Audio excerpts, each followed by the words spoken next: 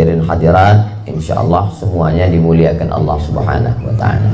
Amin ya rabbal alamin. Ada seorang suami istri tinggal di dalam hutan. Lalu kemudian istrinya mengandung. Lahirlah seorang anak. Malang tak dapat ditolak, untung tak dapat diraih. Ajal sampai usia oleh gorila. Dibesarkan, dirawat oleh gorila tadi sampai anak ini pun remaja. Setelah anak ini remaja, gorila ini tua. Lalu kemudian gorila monyet besar ini pun mati. Lalu anak muda ini menangisi orang tuanya. Dia tak kenal ayahnya, dia tak kenal ibunya. Yang tahu dia gorila inilah yang membesarkan dia. Lama dia duduk di samping jenazah gorila itu. Dia berpikir gorila ini awalnya hidup, lalu kemudian jantungnya berdegup, berdetak, berhenti dan mati. Kalau begitu gorila ini ada yang menghidupkannya. Gak mungkin dia hidup sendirian. Pasti ada yang menghidupkannya, pasti ada yang mengasihnya nyawa. Kalau begitu dia tarik kesimpulan ada Tuhan. Kisah ini ditulis oleh seorang filosof muslim namanya Ibnu Tufail. Nama kisah ini judulnya Hay bin Yaqzan. Anak yang dibesarkan gorila itu namanya Hay.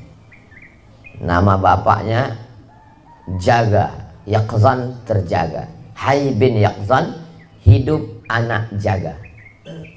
Kisah itu ditulis di buku diktat bacaan di Fakultas Usuluddin Universitas Al-Azhar. Saya mendapatkan buku itu. Kisah yang ditulis oleh filosof Ibnu Tufail itu sampai ke Eropa, dibaca oleh orang Eropa. Dari situlah orang itu dapat inspirasi menulis cerita Tarzan. Sebetulnya kisah Tarzan itu adalah kisah tauhid, bahwa orang tidak punya ayah, tidak punya ibu, tidak punya guru, tapi kalau dia gunakan akalnya, dia akan bertuhan, menemukan Tuhan.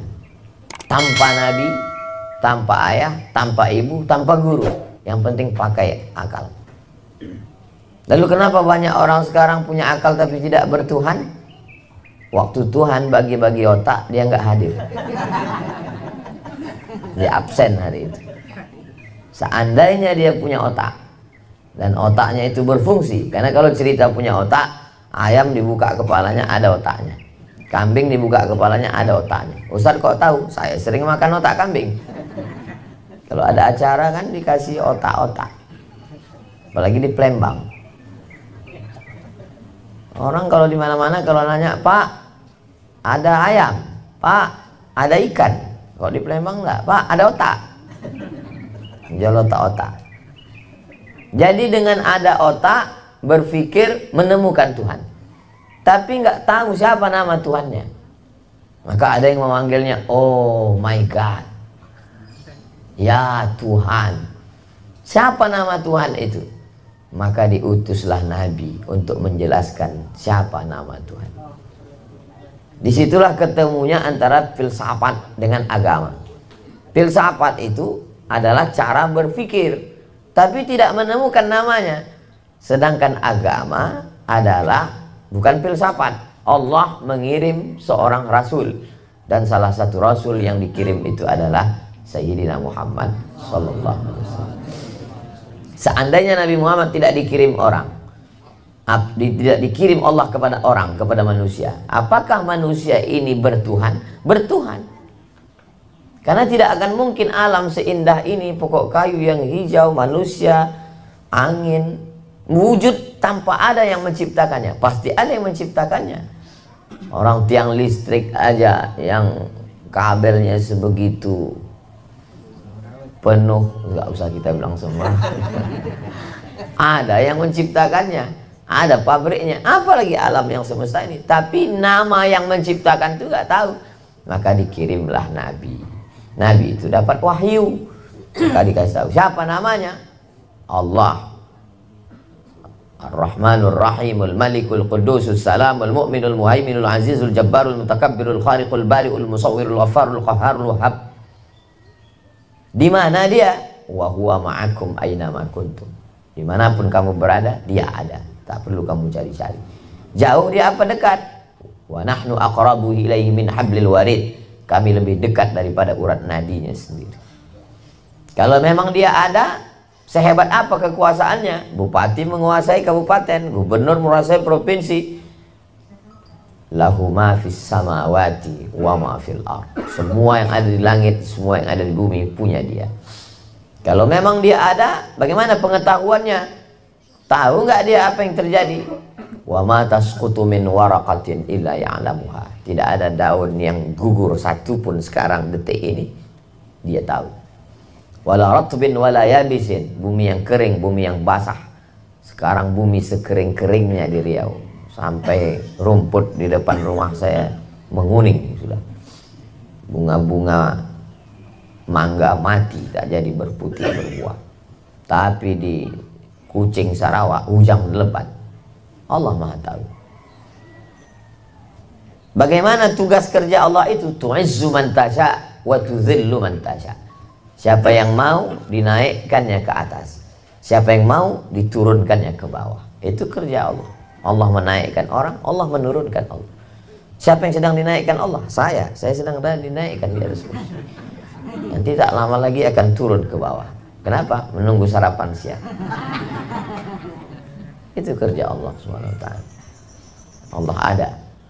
Jadi tidak ada kontradiktif antara akal dengan wahyu.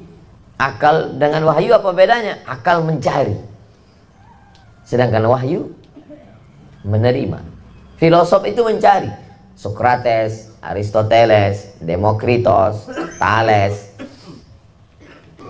Sedangkan Hercules, Pak Ustadz, dia bukan. Hercules bukan filosof. Hercules itu mitos dari Yunani. Bapaknya lagi sibuk ngurus slot sekarang. Namanya Zeus.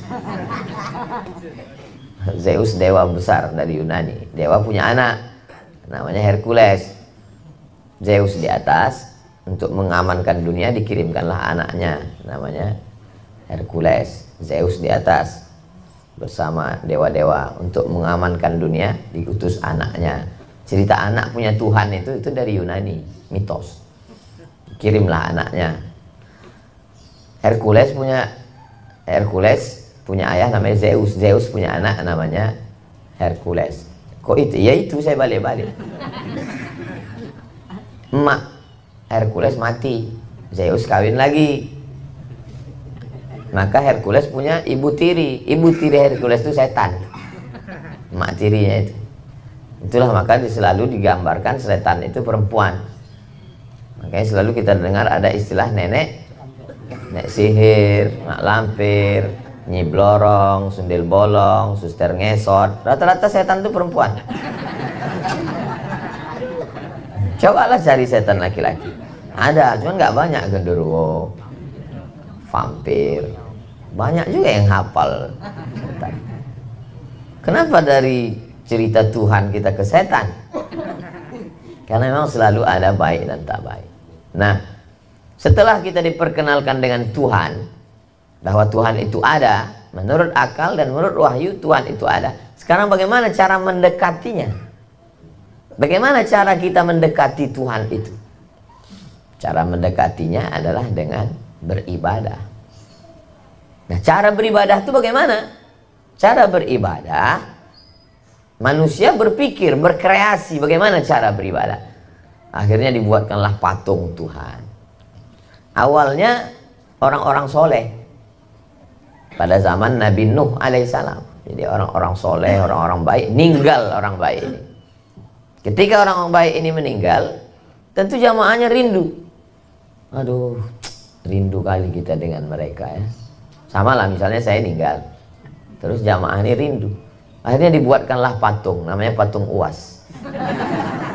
Hanya sekedar untuk mengobati kerinduan. Belum nyembah, belum ada cerita. Nyembah, patung itu diletakkan depan rumah. Pas di sinilah kira-kira di sini. Patungnya bentuknya gitu. Nah, generasi pertama ngeliat, ya Allah, hilang rindu kami.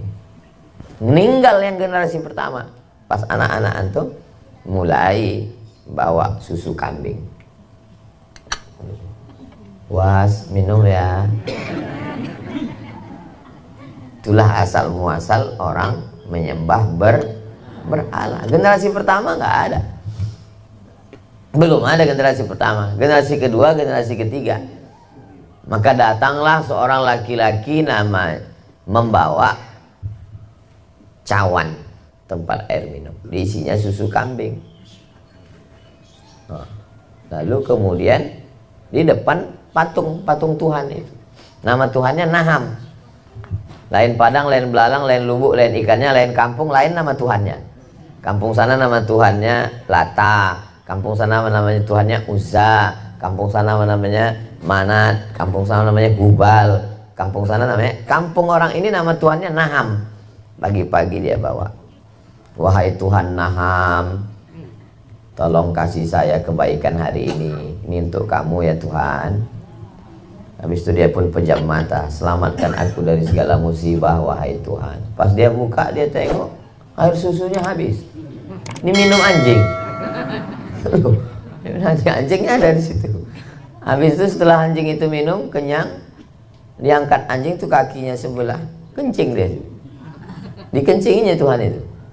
Mikir orang ini, aku minta rezeki sama Tuhan, rezeki Tuhan aja diminum anjing. Aku minta supaya dijauhkan bala dari Tuhan, Tuhan aja kena bala, kena kencing. Akhirnya dia mikir, Tuhan apa ini katanya. Akhirnya dia pergi jumpa Nabi Muhammad SAW. Dia termasuk orang yang awal-awal generasi awal masuk Islam. Datang dia ke Makkah, dia tidak tinggal di Makkah. Nama kampung dia Bani Ghifar. Itulah dia sahabat Nabi yang masuk Islam, namanya Abu Dzar Al-Ghifari. Ya Rasul, aku masuk Islam. Ternyata Tuhanku yang selama ini palsu, Tuhan KW. Bersahadatlah dia, asyhadu an la ilaha illallah wa asyhadu anna Muhammadan Rasulullah. Nah, cara mendekatinya bukan dengan bawa air susu kambing, kepala kambing. Cara mendekatinya adalah, itulah diajarkan kita, sholat. Sholat itu nggak bisa dibuat-buat. Makanya dalam hadis, man ahdasa, siapa yang buat-buat amal, buat-buat sendiri, malaisa alaihi amruna, yang tidak dikasih wahyu, fahuwa raddun, maka amal itu tertolak, mardud.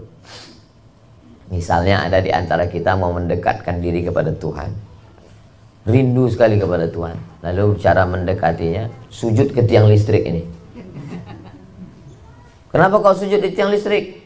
Karena dengan menempelkan kening ke tiang listrik, otomatis signalnya langsung ke atas langit melalui tiang listrik. Nggak bisa, itu mengada-ngada. Itu yang disebut dengan man ahdasa, membuat-buat. Atau nanti pas panas terik jam 12 berdiri di halaman menghadap ke langit. Kau lagi ngapain? Aku lagi mendekatkan diri pada Tuhan. Nggak bisa. Ibadah itu nggak bisa dibuat-buat.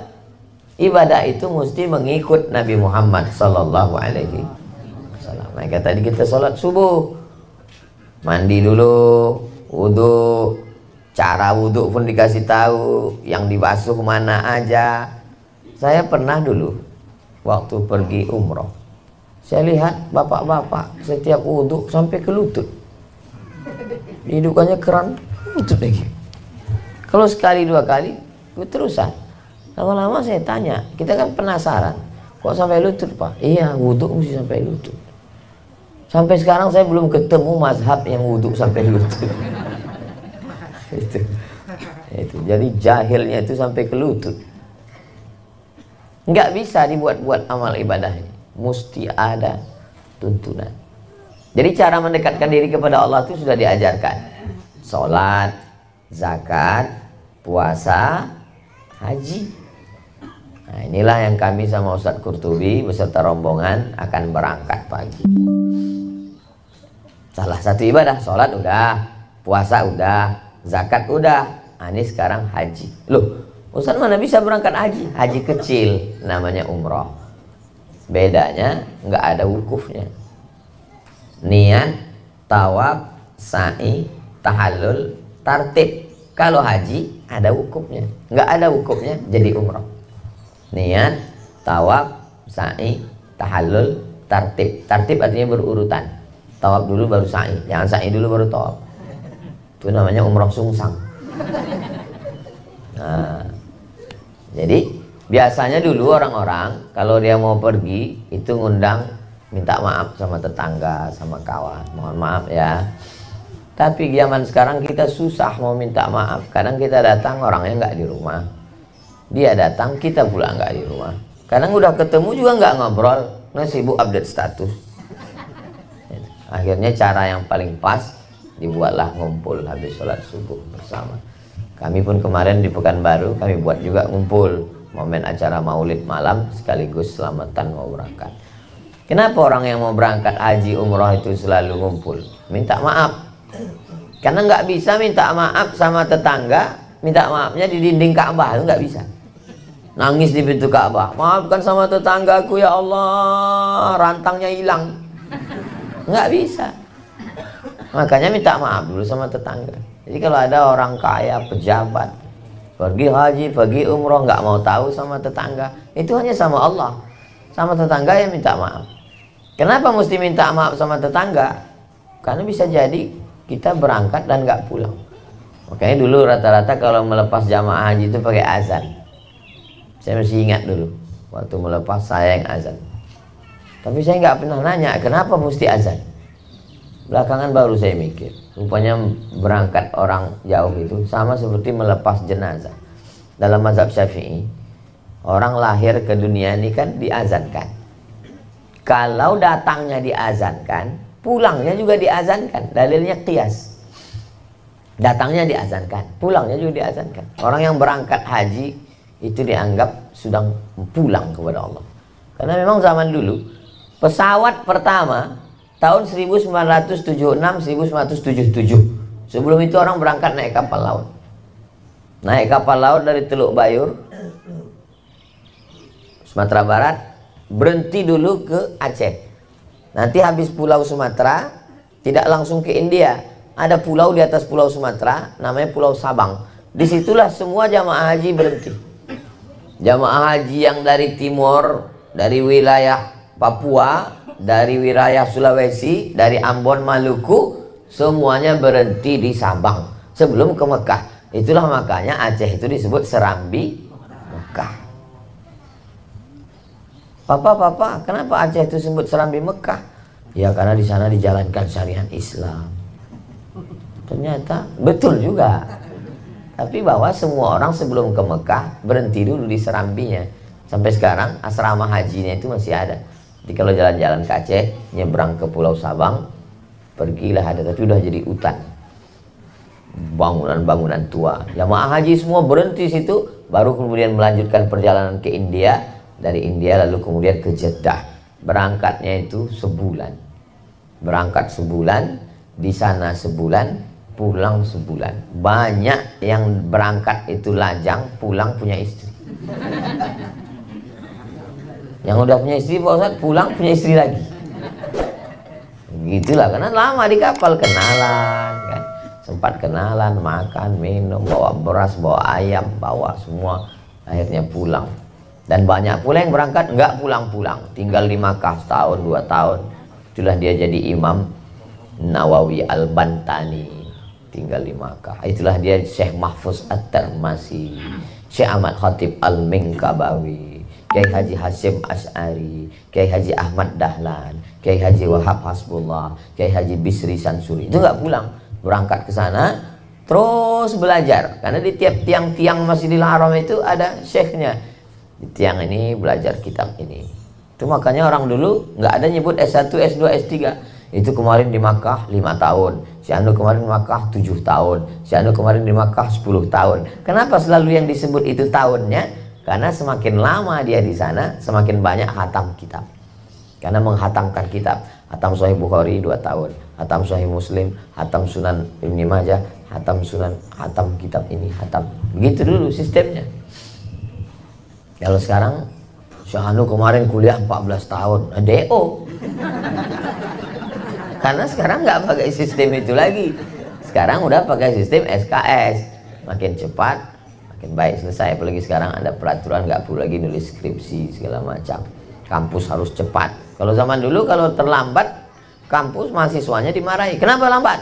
Kalau sekarang kalau ada lambat yang dimarahi rektornya. Cepat selesaikan, tamatkan. Tapi ini bodoh Pak, tamatkan aja. Akhirnya lahirlah sarjana-sarjana bodoh yang akan menghancurkan negeri. Insya Allah Allah selamatkan Indonesia. Jadi Allah Subhanahu wa Ta'ala cara mendekatinya dengan sholat udah, dengan zakat udah, dengan puasa udah, dengan haji. Mudah-mudahan kita tanamkan niat, Allah bukakan pintu rezeki, kita bisa melaksanakan haji. Nah, umroh ini adalah salah satu cara mendekatkan diri kepada Allah. Kalau sholat tegak, ruku, i'tidal, sujud, duduk antara dua sujud, sujud lagi, duduk, tasyahud, salam. Kalau umroh tidak begitu ibadahnya. Ibadahnya berputar. Ternyata matahari di tengah, lalu bumi berputar mengelilingi. Putarnya tidak ke kanan, tapi berputar seperti putaran orang tawaf. Malaikat-malaikat juga begitu. Di tengahnya namanya Al-Baitul Ma'mur, malaikat berkeliling. Jadi ada 3 di dunia ini yang bentuk ibadahnya sama, di tempat yang berbeda dengan makhluk yang berbeda. Malaikat mengelilingi Al-Baitul Ma'mur, lalu kemudian planet-planet Neptunus, Merkurius, Pluto, Mars mengelilingi matahari, dan manusia mengelilingi Ka'bah. Inilah ibadah yang tidak bisa dilakukan di Tangsel. Kalau sholat bisa, kalau puasa bisa, tapi mengelilingi nggak bisa. Misalnya habis selesai ini lalu kita ngelilingi tiang listrik ini, subhanallah walhamdulillah wala, langsung kita ditangkap penistaan agama. Nggak bisa. Nah, ini ibadah ini hanya bisa di sana. Nah, maka panjang umur, sehat badan, Allah berikan rezeki, kita bisa mengelilingi Ka'bah insyaallah. Dan 3 makhluk ini ucapannya sama.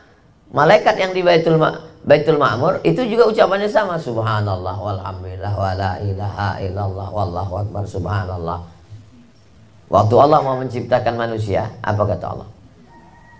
Apa kata malaikat? Ataj'alu fiha man yufsidu fiha wa yasfikud dima wa nahnu nusabbihu bihamdika. Kami bertasbih. Jadi pekerjaan malaikat itu tupoksi, tugas pokok dan fungsi malaikat bertasbih. Makanya kalau ada orang yang bertasbih, amalannya sama dengan amalan malaikat. Jadi kalau ada orang himni, subhanallah, subhanallah, subhanallah, apa kata malaikat? Loh, kok amalan kita sama ya? Padahal kau diciptakan dari tanah, hitam, busuk, bau, rendah. Aku diciptakan dari cahaya, tinggi, tapi amalan kita sama. Orang yang beramal tasbih, amalannya seperti malaikat, maka dia bisa selevel dengan malaikat, bahkan lebih tinggi daripada malaikat. Siapa dia? Adam alaihissalam. Itulah mengapa kita amalan kita bertasbih. Subhana rabbiyal azim wa bihamdi, subhana rabbiyal a'la wa bihamdi, subhanallah. Tadi pas saya datang, yang saya dengar dari sini adalah tasbih. Subhanallah. Waktu kita maulid, subhanallah walhamdulillah wa la ilaha illallah wallahu akbar. Allah ketika akan cerita Isra Mi'raj, amal yang paling tinggi Isra Mi'raj diawali dengan subhanalladzi asra bi'abdihi lailan. Satu makhluk ditelan oleh ikan dalam 3 kegelapan, gelap malam, gelap perut ikan, gelap dalam lautan, yang mengeluarkan dia adalah tasbih. La ilaha illa anta subhanaka inni kuntu minaz zalimin.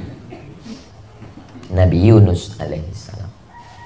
Jadi Allah Subhanahu wa taala mengajarkan kita bagaimana cara beribadah kepada Dia. Cara beribadahnya berputar, ucapannya subhanallah. Oh, jadi 7 putaran itu ucapannya subhanallah Pak Ustaz. Iya.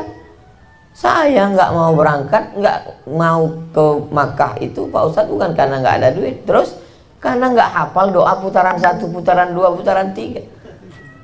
Enggak wajib. Putaran 1 itu dibaca hanya supaya jangan sampai bingung. Orang kalau Kalau nggak ngitung kan bingung. Pas ditanya putaran berapa, aku juga nggak tahu. Sama-sama bingung kan. Nah, itu maka dibuat putaran 1, putaran 2. Aslinya nggak ada pakai itu.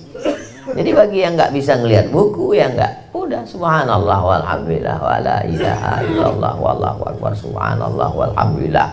Malaikat bertasbih. Orang yang ada di samping Ka'bah juga bertasbih. Nah, bagaimana dengan planet-planet? Ada seorang pakar astronomi, pakar ilmu langit.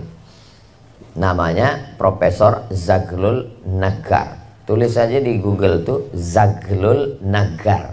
Zaglulnaggar. Pusatnya di Inggris, di London. Dia menulis satu buku judulnya Tasbihul Kainat. Setelah diteliti, rupanya alam semesta ini bertasbih. Binatang-binatang bertasbih, pokok kayu bertasbih. Pokok kayu bertasbih. Itulah kenapa pokok kayu ditanamkan di atas kubur. Karena pokok kayu bertasbih, tasbihnya sampai ke bawah. Itu maka Nabi membelah pelepah kurma. Waktu dibelah pelepah kurma, ditusukkan Nabi. Kata Nabi, selama pelepah kurma ini basah, pelepah kurma itu bertasbih. Tasbihnya sampai ke untuk orang yang meninggal. Somad itu ngomongnya nggak betul. Mana ada nanam tanaman di atas kubur? Kami kemarin di Baki nggak ada tanaman. Ya mati. Orang tanahnya tandus.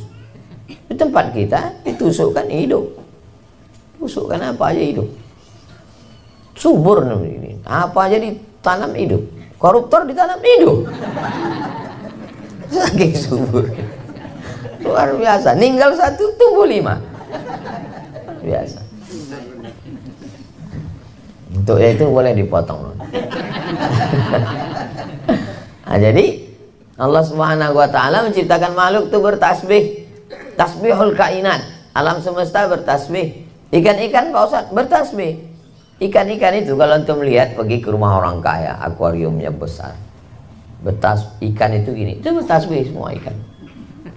Ah, saya nggak percaya Pak Ustadz. Yang ngomong bukan saya, hadis Nabi.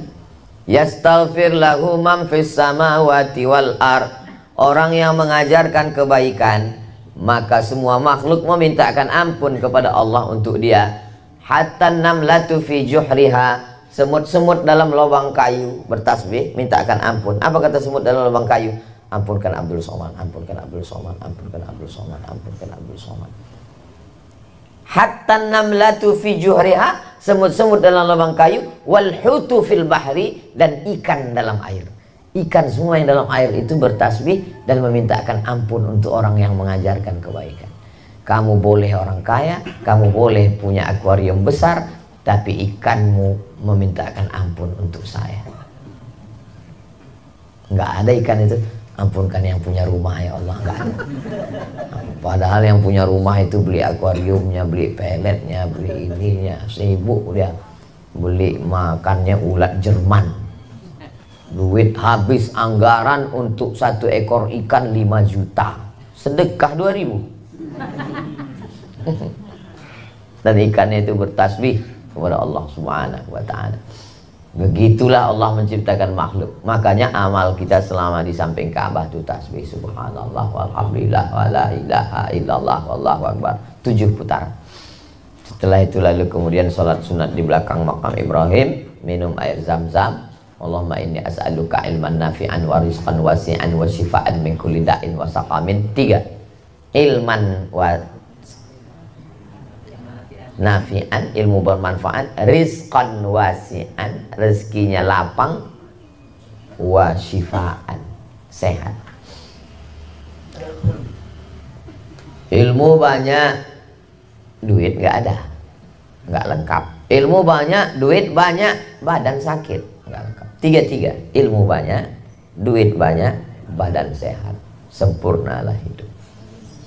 Untuk apa ilmu banyak, duit banyak kalau nggak punya istri? Kalau sudah duit kau banyak, badan kau sehat, nggak mungkin kau nggak punya istri. Iya Pak Ustadz, itu ada orang duitnya banyak tapi homo. Itu berarti badannya nggak sehat, penyakit. Itulah yang mau dirubah orang sekarang. Dia mengatakan ini bukan penyakit, given, ini pemberian dari Tuhan. Mana ada Tuhan menciptakan Adam dan Asep? Mohon maaf Kang Asep. Allah itu menciptakan Adam dan Hawa. Jadi manusia ini diciptakan Allah supaya bertasbih di samping Ka'bah. Subhanallah walhamdulillah wa la ilaha illallah wallahu akbar. Makanya saya heran kalau ada orang tawaf sambil melakukan sesuatu yang tidak layak di dalam ibadah. Karena tawaf itu ibadah. Oh, jadi Ustadz nggak setuju kalau ada orang di samping Ka'bah foto. Ya foto nggak salah. Mungkin dia tidak sedang tawaf. Dia sedang foto. Kita misalnya sedang sholat. Pas lagi sedang sholat, tiba-tiba kita ambil kamera. Ya, sholat kan. Ibadah itu, tawaf itu ibadah. Tawaf itu ibadah. Selesai itu baru kemudian naik ke atas bukit Safa. Safa, Marwah. Satu kali. Marwah, Safa. 500 meter. Berarti 1, 2, 1 kilo. 3, 4, 2 kilo. 5, 6, 3 kilo. 7, 3 kilo setengah. 3 kilo setengah.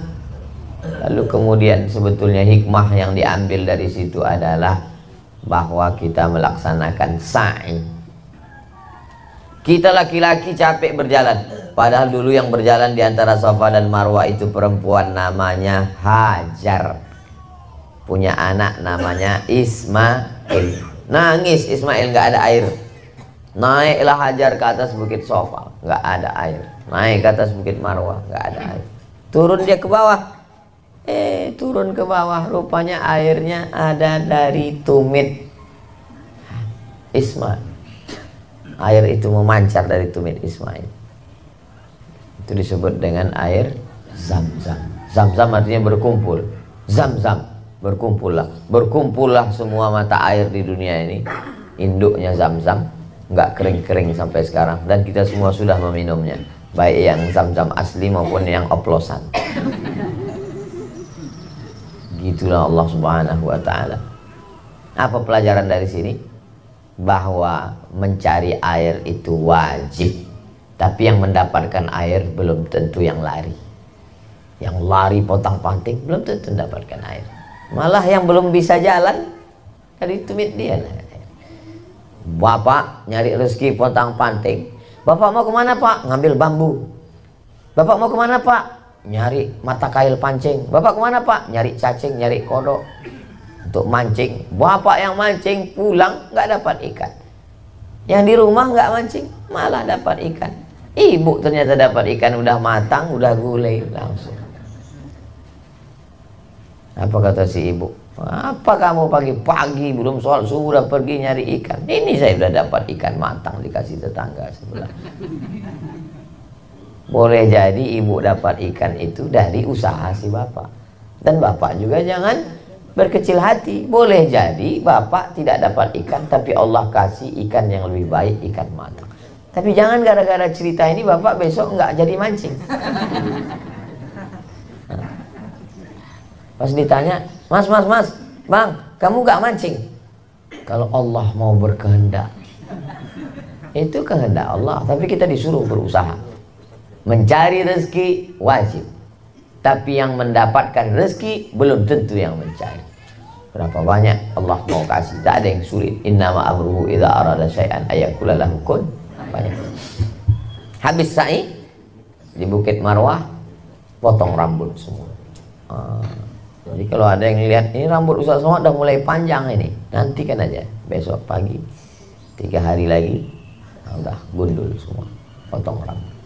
Keluar dari ibadah itu seperti al-umratu ilal umrati kafaratul lima bainahuma.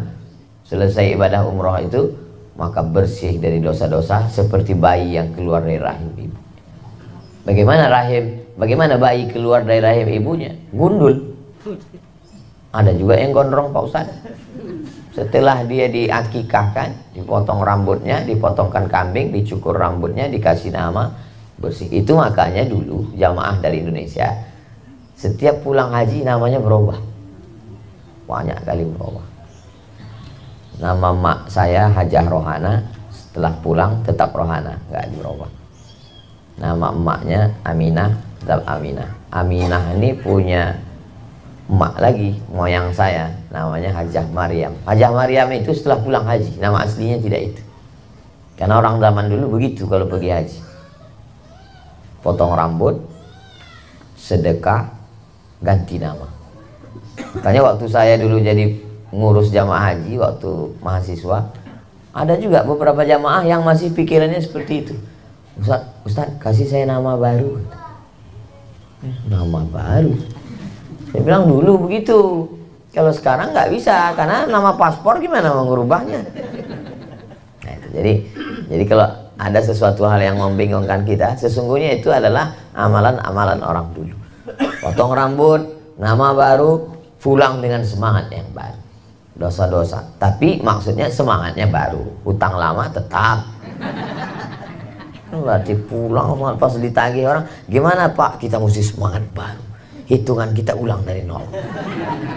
Nah, jadi Islam itu kalau saya renung-renungkan, dia ingin bagaimana supaya kita fresh, segar. Salah satu membuat kita fresh, segar itu adalah setelah pulang umroh dengan semangat yang baru, menatap masa depan baru, supaya kalau kita sudah bersemangat, semangat bekerja, semangat beraktivitas, semangat mencari rezeki, maka insya Allah Islam ini akan maju ke depan. Kalau bapak semangat, anak-anak semangat, ibunya semangat, pemimpinnya semangat, orangnya semangat, maka insya Allah Islam menjadi agama yang disegani, Indonesia menjadi kuat, Indonesia menjadi orang-orang yang negeri ini menjadi baldatun thayyibatun.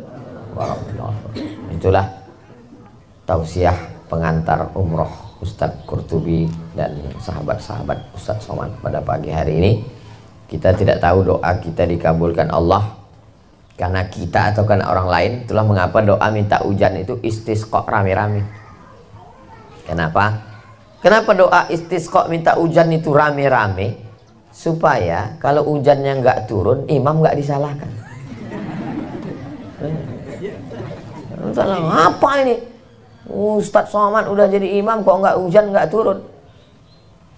Dan kalau hujannya turun, imamnya nggak kegeeran. Nah, gara-gara saya kan. Tapi karena kebersamaan. Dan saya sampai sekarang nggak pernah sholat istisqa minta hujan. Ini kan udah mulai kabut asap lagi nih. Udah mulai pada permintaan-permintaan, nggak pernah. Kenapa Ustadz Somad nggak pernah mau jadi imam istisqa minta hujan? Gimana saya mau jadi imam istisqa? Orang yang bakar hutan ikut jadi makmum di belakang. Nah, kita hanya jadi pelengkap sandiwara aja. Apa? Kita menangis serius, dia di belakang pura-pura. Ya Allah, selesaikanlah asap ini. Kata dia di belakang, iya ya Allah. Dia yang bakar. Yang satu lagi nggak ikut membakar, cuman dengan adanya asap itu dia dapat anggaran. Alhamdulillah ada asap nih kata dia. Kita diproyekkannya, mana aku mau. Jadi kita disuruh beramal ikhlas, tulus karena Allah Subhanahu wa taala. Mudah-mudahan kita termasuk orang yang ikhlas karena Allah. Ini orang-orang ikhlas, orang-orang baik. Di akhir majelis ini mari kita sama berdoa kepada Allah. Mudah-mudahan keberangkatan ini diberkahi Allah. Selamat pergi, selamat di sana selamat, selamat pulang, dan setelah itu mendapatkan umrah yang makbulah insyaallah. Ala hazin niat untuk niat yang baik. Al-Fatihah. A'udzubillahi minasyaitonirrajim. Bismillahirrahmanirrahim. Alhamdulillahirabbil alamin arrahmanir rahim maliki yaumiddin. Iyyaka na'budu wa iyyaka nasta'in. Ihdinas siratal mustaqim, siratal ladzina an'amta 'alaihim ghairil maghdubi 'alaihim waladdallin. Amin. Allahumma shalli ala sayyidina Muhammad wa ala ali sayyidina Muhammad. Assalamualaikum ya Rasulullah. Allahumma ja'al umratana umratan maqbulah. Jadikanlah umrah yang kami laksanakan umrah yang diterima di sisimu sebagai amal ibadah. Allahumma ja'alna minal mukhlasin. Jadikan kami orang yang ikhlas. Allahumma aftah lana abwabal khair wa abwabal ni'mah wa abwabal barakah. Bukakan untuk kami pintu-pintu kebaikan, pintu-pintu nikmat, pintu-pintu barakah. Ya Fattah, Engkau yang membukakan segala yang tertutup. Iftah lana abwabal rizq. Bukakan untuk kami pintu rezeki supaya kami bisa berhaji dan berumrah ke Baitullah. Rabbana ja'alna muqimas shalah, jadikan kami orang yang menegakkan salat. Wa min dzurriyyatina, sampai kepada anak cucu keturunan kami. Bismillahirrahmanirrahim. Alhamdulillahirabbil alamin arrahmanir rahim maliki yaumiddin. Iyyaka na'budu wa iyyaka nasta'in. Ihdinas siratal mustaqim. Shiratal ladzina an'amta 'alaihim ghairil maghdubi 'alaihim waladdallin. Amin.